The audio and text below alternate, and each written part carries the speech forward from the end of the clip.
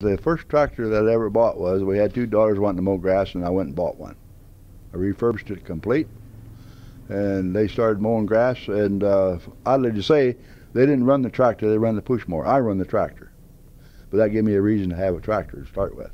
Even today, I don't mow my grass with lawn tractors, I push mower mine. If there's another for sale today, I'd have it. If it was price was right and I wanted it.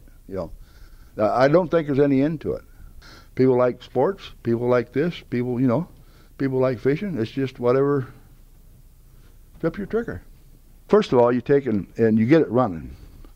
You want to make sure that you've got it running to know what you've got, and because once you paint it, you don't want to have to tear it back apart, because then you get a wrench on a bolt, it cracks the paint, and it just takes it all away from it. So first thing I always did was I got it running, got everything working the way I wanted it to work.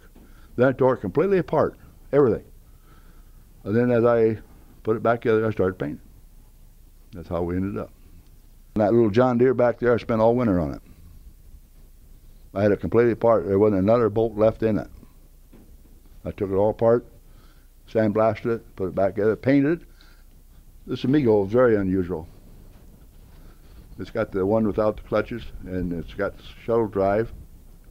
And it was way ahead of its time as far as powertrain. These was produced back probably in the 50s, because they don't have any serial numbers on them, so it's pretty hard to tell what year which one was built. And they lasted for about 9 years, and then they sold out. And after they sold out, well, then they dispersed and was no more. That Amigo's got the signature on the hood of 4 people that was involved in building that. They signed my hood. These tractors will probably never see another day's work in their life. They're taking up space and collecting dust. And it's something that it's a hobby that if I had to rob people to pay Paul, I couldn't do it. I don't rely on these off of my living or whatever I do to buy them. It's a hobby, and if I sell one or rebuild an engine for somebody, well, that's got a separate kitty.